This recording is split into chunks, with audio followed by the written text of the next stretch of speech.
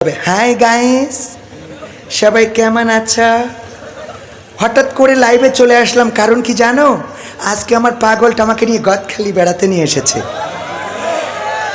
এই যে আমার পাগল, এই হাই বলো, এই হাই বলো। হ্যাঁ, ওটা আমার পাগল। আমি তোমাদের আজকে গদখালি সব দেখাবো গদখালি, এবং দেখানোর জন্য এসেছি। তোমরা আমাকে কি শুনছো? কমেন্ট। ও মা, কবির বিন সামাদ জয়েন করেছে। হাই কবির বিন সামাদ। এর নাম কি ভুলাক আছে না নাই? আল্লাহ বলল ঢিলা ঢালা জামা কাপড় পরার জন্য আমার মা বোনেরা বুরখা পরে পরে আবার কায়দা করে টাইট করে মাজায় বাঁধে, যে পাছার সাইজটা কত যেন মাপ নিতে পারে। নাউজুবিল্লাহ বলবেন না? তা না হলে ওকে দড়ি বাঁধতে হবে কে জন্য? আমার এটা বোঝা দিন। মাজায় দড়ি বাঁধতে হবে কোন দুঃখী? এই ঠিক বলছো হুজুর, কথা না বলি তো উপায় নেই। আমি তো ছেলে বিলে ঠান্ডা রাখতে পারছি না। ওরা এই জন্য গায়ে বোরখাওয়ালা মেয়ে আমার পাগল করিয়েছে। কারণ তুই যেভাবে বান্ধিছিস ওই বান্ধা সাইডে পর্যন্তই তো। আমিও তো বলছি সাইডে পর্যন্ত, আবার খাতায় লিখতে হবে।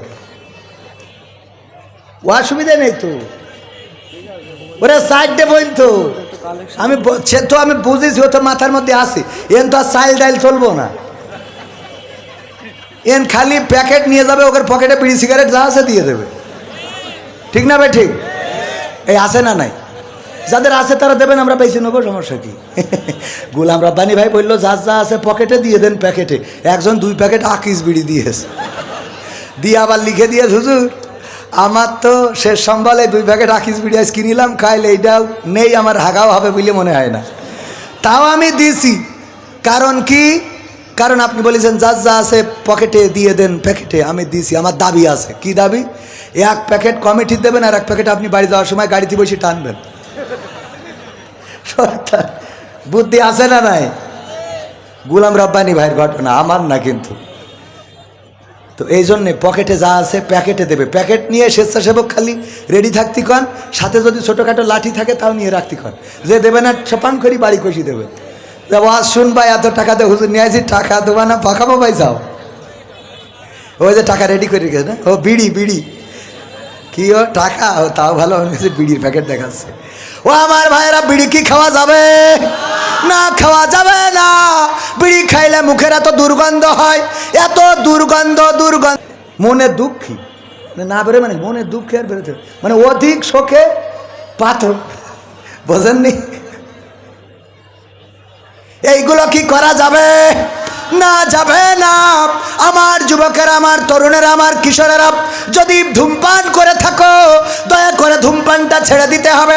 রাজি কারা কারা? 2টি হাত দেখতে চাই। এত লোক ধূমপান করেন, সব বিড়ি করে। আমি বললাম যদি করে থাকো আগামীতে আর করবে না, হাত উঁচু করো। যারা করেন না ওকে তার হাত উঁচু করার দরকার নেই। এত বিড়ি খোর খানে। আল্লাহ, কোয়ানে যাব?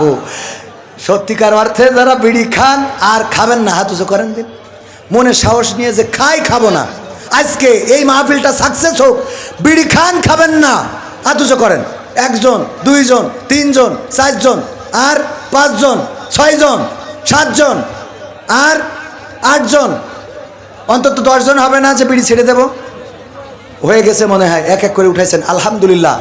সাহস করে যারা উঠিয়েছেন, সাহস করে যারা হাত উঠিয়েছেন, আল্লাহর কসম করে বলি, সারাটা ওয়াজ যদি কাজে না লেগে থাকে, সারাটা ওয়াজ যদি কোনো সওয়াব না হয়ে থাকে, এই যে 10 জন বিড়ি খাওয়ার সিদ্ধান্ত নিয়েছেন, আমি মনে করি এটাই সফলতা।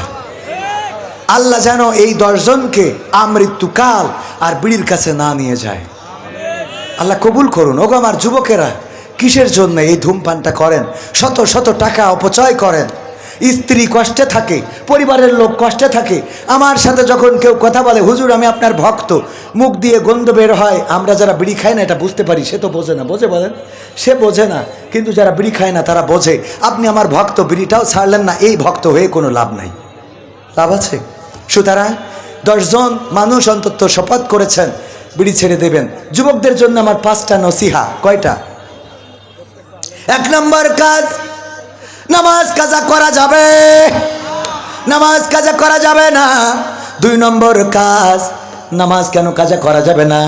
আল্লাহর নবী বলেছেন পরকালের ময়দানে প্রথম হিসাব নেওয়া হবে কিসের? নামাজের। এই সলাতের হিসাবে যে পার পেয়ে যাবে তার বাকি জায়গাগুলো সহজ হয়ে যাবে। বলেন সুবহানাল্লাহ। অনেকেই আওয়ামী লীগ করে, অনেকেই বিএনপি করে, অনেকেই জাসদ করে, বাসদ করে, হেফাজত করে, জামাত করে, সরমনাই করে, তাবলিগ করে, পাবলিক করে। কোন দল আসলে জান্নাতের দল আমরা জানি না, তবে এতটুকু জানি আল্লাহর দল, ইসলামের দল, জামাত ইসলাম। এটা করে জান্নাতে যাবেন গ্যারান্টি দিতে পারবো না, কিন্তু ইসলাম যদি করেন জান্নাতে যাবেন, এই গ্যারান্টি আছে না নাই? ইসলাম করলে জান্নাতে যাবেন গ্যারান্টি দেব, কিন্তু জামাত ইসলাম করবেন, হেফাজতে ইসলাম করবেন, আওয়ামী ইসলাম করবেন, বিএনপি ইসলাম করবেন, তাবলিগি ইসলাম করবেন, সরমনাই ইসলাম করবেন, এটা দিয়ে জান্নাতে যাবেন গ্যারান্টি দিতে পারবো না। কিন্তু প্রকৃত অর্থে আল্লাহর দেওয়া ইসলাম যদি করেন জান্নাতে যাবেন, এই গ্যারান্টি আমাদের কাছে আছে না নাই? কারণ আল্লাহ বলেছে ইন্নাদ-দীনা ইনদাল্লাহিল ইসলাম, নিশ্চয় আমার পছন্দের মনোনীত দিন, ধর্ম, পথ চলার রাস্তা হলো ইসলাম। যারা ইসলাম মোতাবেক চলে, আল্লাহর আইন অনুসারেই তারা চলে, আর তাদের জন্য আল্লাহর জান্নাত। বলেন সুবহানাল্লাহ। সেই আল্লাহর জান্নাত যদি পেতে হয় ইসলাম মানার দরকার। ইসলামের স্তম্ভ কয়টা? সবাই বলেন কয়টা? জোরে বলেন কয়টা? আমাদের মধ্যে অনেকেই আছে ইসলামের স্তম্ভ কয়টা জানে না, উজুর ফরজ কয়টা জানে না, নামাজের আরকান আহকাম কয়টা জানে না, উজু ভঙ্গের কারণ কয়টা জানে না, ঈমান ভঙ্গের কারণ কি কি জানে না। ওগো আমার ভাইরা, এইগুলো কমন জানার দরকার আছে না নাই? ইসলামের স্তম্ভ 5টা, একজন কয় 2টা, আমি বললাম কি কয়? মা বাবার খেদমত আর বিয়ে করা। ইসলামের স্তম্ভের মধ্যে ও কনে পেয়েছে আল্লাহ সেই ভালো জানে। মা বাবার খেদমত আর বিয়ে করা, আমি বললাম যাক, আগেরটা থাক আর না থাক, পরেরটা ঠিক রেখেন। ও আমার ভাইয়েরা, তাইলে ইসলামের স্তম্ভ 5টা, তার মধ্যে প্রথম কি? হ্যাঁ, কেউ কয় নামাজ, কেউ কয় কালেমা। কালেমা। অনেকেই নামাজ, রোজা, হজ, যাকাত বলি আর 5 নম্বর খুঁজে পায় না। ঈমান না আনলে বাকি সাইডের কোনো দামই নাই, ঠিক না? ঠিক।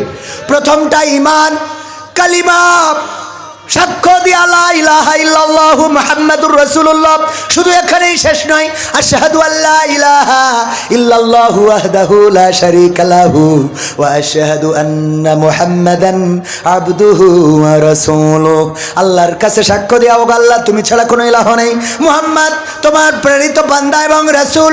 এই কথা সাক্ষ্য দেবে এক আল্লাহ ছাড়া কোনো ইলাহ নেই, কোনো আইনদাতা নেই, কোনো বিধানদাতা নেই। আল্লাহর পরে ঈমান আনার পরে 2 নম্বর দুর্গন্ধ। আমাদের এক স্যার, তার এক চাচা বিয়ে করেছে চাচি, ওই চাচার ঠোঁটে কোনোদিন কিস করতে দেয় নাই আর নিজেও করে নাই। এই নিয়ে ওই আমাদের স্যারের কাছে অভিযোগ করেছে সমবয়সী স্যার, বলতেছে ভাতিজা তুই তো আমার সমবয়সী, মনের কষ্টের কথা বলি, দেখ তোর চাচি আমার একটু ঠোঁটে কিস করতে দেয় না।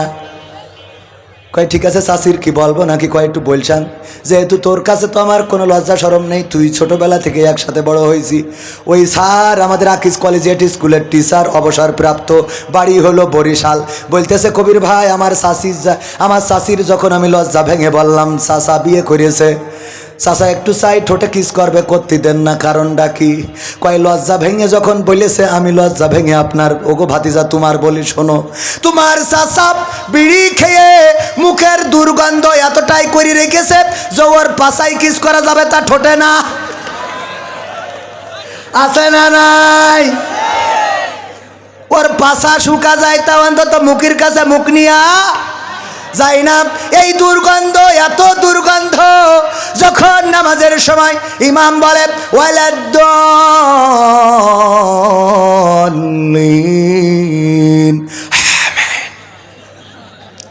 মুখ থেকে আমিন যে বলল, ওই যে বেরোইলো, ফেরেশতা খাতা থেকে চলে যায় যে আগে নামাজ পড়ি না তারপর লিখব।